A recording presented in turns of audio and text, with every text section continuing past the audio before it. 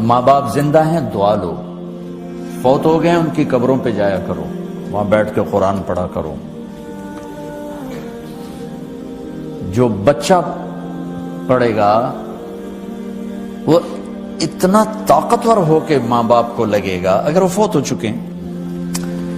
زندہ ہیں دعا لو، مر گئے ہیں ان کے لیے ان کی قبر پہ نہیں جا سکتے ہو، یہاں کی زندگی بہت تیز ہے، کبھی تو جایا کرو، کسی ویکنڈ پہ چلے جایا کرو، کسی اتوار پہ چلے جایا کرو، کسی ہفتے کو چلے جایا کرو، مہینے بعد، 2 مہینے بعد، سال میں ایک دفعہ سے، کہ یہ ان کا حق ہے، ان کا حق ہے۔ اور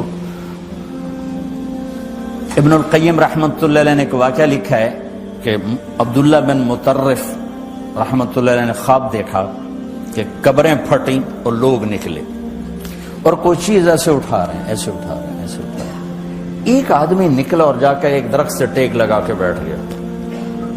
یہ اس کے پاس جا کر کہتے ہیں بھئی آپ کون لوگ ہو؟ وہ کہتے ہیں ہم ایمان والے ہیں۔ کہ یہ کیا ہو رہا ہے؟ کہ جو رشتہ دار ثواب بھیجتے ہیں یہ وہ اکٹھا کر رہے ہیں۔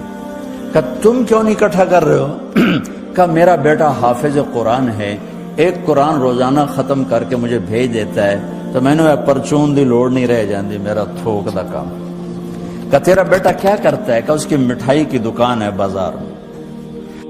آنکھ کھل گئی، صبح ہوئی تو پہنچ گئے، بازار کھلا، دیکھا تو ایک نوجوان بیٹھا ہوا اور مٹھائی بیچ رہا اور ہونٹ ہل رہے ہیں۔ پہلے اس کو نا چیک کرتے رہے، پھر اس کے پاس آئے، بیٹا تیرا نام کیا ہے؟ وہی نام تھا جو خواب میں سنا۔ یہ کیا پڑھ رہے ہو؟ کہ جو قرآن پڑھ رہا ہوں۔ کتنا پڑھتے ہو؟ 1 ختم روزانہ پڑھتے ہو۔ کیا کرتے ہو؟ کہ والد کو ایصال ثواب کرتا ہوں۔ کیا اتنی مشقت کیوں اٹھاتے ہو؟ کہ وہ میرے لیے بہت کچھ چھوڑ گیا، میں چاہتا ہوں میں بھی اس کے لیے کچھ حصہ بنتا رہوں۔ تو یہ والدین کے حقوق میں سے ہے۔